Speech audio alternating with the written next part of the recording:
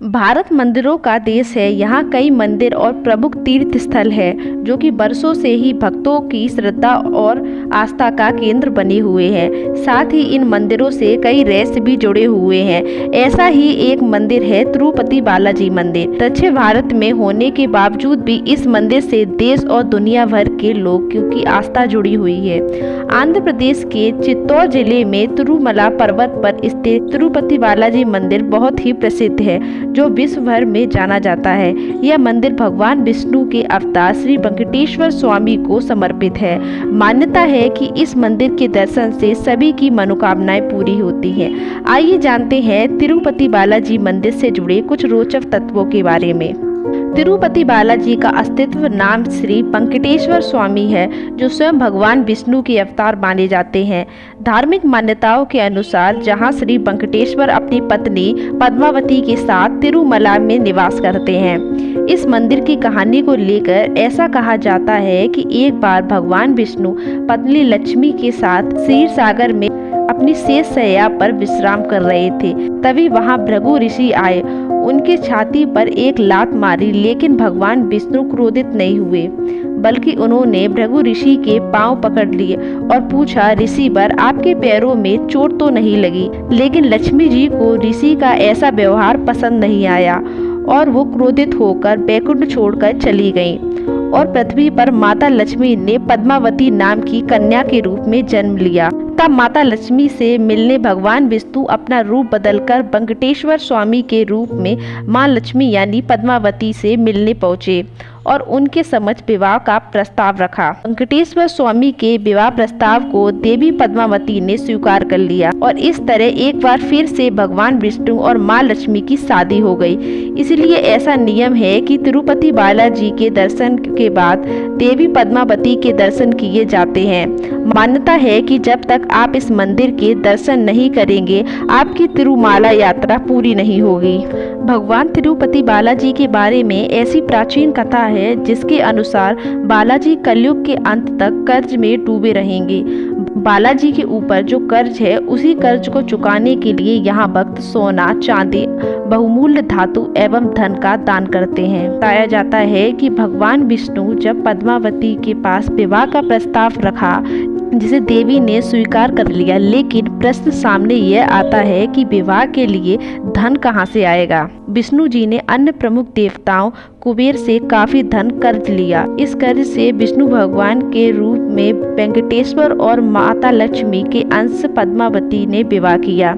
कुबेर से कर्ज लेते समय भगवान ने वचन दिया था कि कलयुग के अंत तक वे अपना सारा कर्ज चुका देंगे। वही कर्ज ना खत्म होने तक वे सूद चुकाते रहेंगे। भगवान के कर्ज में डूबे होने की इस मान्यता के कारण बड़ी मात्रा में भक्त धन दौलत भेंट करते हैं ताकि भगवान कर्ज से मुक्त हो जाएं।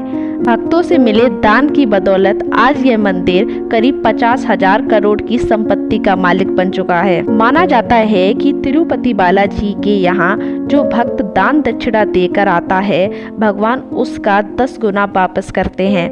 भगवान द्वारा इस प्रकार दान दक्षिणा लेना और फिर कई गुना वापस करना ही कुबेर से लिया गया धन और उसका कर्ज का सूद चुकाने की प्रक्रिया माना जाता है। इस मंदिर में एक प्रचलित मान्यता है कि बाल दान करने से दंड और अहंकार से मुक्ति मिलती है। हर दिन तिरुपति बालाजी मंदिर में हजारों भक्त भगवान की सेवा के लिए अपने बाल दान करते हैं। बाल दान करने के पीछे एक कारण यह भी है, प्राचीन काल में एक बार भगवान बालाजी विग्रह पर चींटियों का पर्वत बन गया था। एक गाय यहाँ पर रोज आती और चींटियों के पहाड़ पर दूध देती। यह देखकर गाय के मालिक को बहुत गुस्सा आया और उसने गाय की सर पर कुल्हाड़ी देकर वार कर दिया। इस वजह से बालाजी घायल हो गए और उनके कुछ बाल भी टूट गए। देवी नीला देवी ने अपने बाल काटकर बालाजी के घाव पर रख दिए। जैसे ही नीला देवी ने अपने बाल घाव पर रखे उनका घाव ठीक हो गया। इससे प्रसन्न होकर नारायण ने कहा कि बाल शरीर की सुंदरता का सबसे महत्वपूर्ण हिस्सा है और देवी को अपने बालों की बलि देते हुए वे बहुत ही प्रभावित हुए हैं।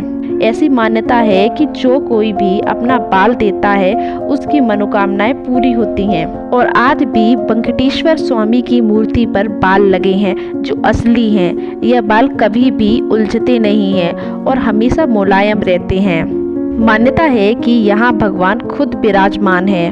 मंदिर के गर्भगृह में प्रवेश करते हैं तो लगता है कि भगवान श्री वेंकटेश्वर की मूर्ति गर्भगृह के मध्य में है, लेकिन आप जैसे ही गर्भगृह के बाहर जाएंगे तो चौंक जाएंगे, क्योंकि बाहर आकर ऐसा प्रतीत होता है कि भगवान की प्रतिमा दाहिनी तरफ स्थित है।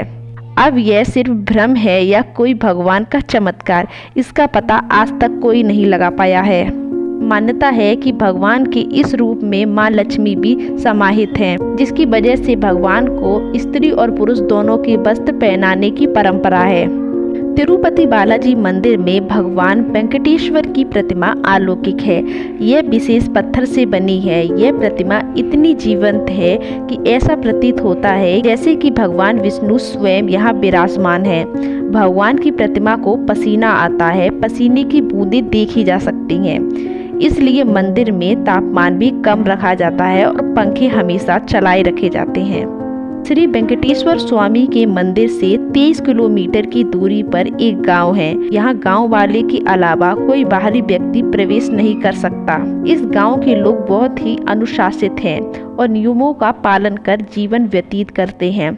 मंदिर में चढ़ाया जाने वाला पदार्थ जैसे फूल, फल, दही, घी, दूध, मक्खन आदि इसी गांव से आते हैं। गुरुवार को भगवान वेंकटेश्वर को चंदन का लेप लगाया जाता है। इस चंदन के लेप का एक विशेष महत्व है।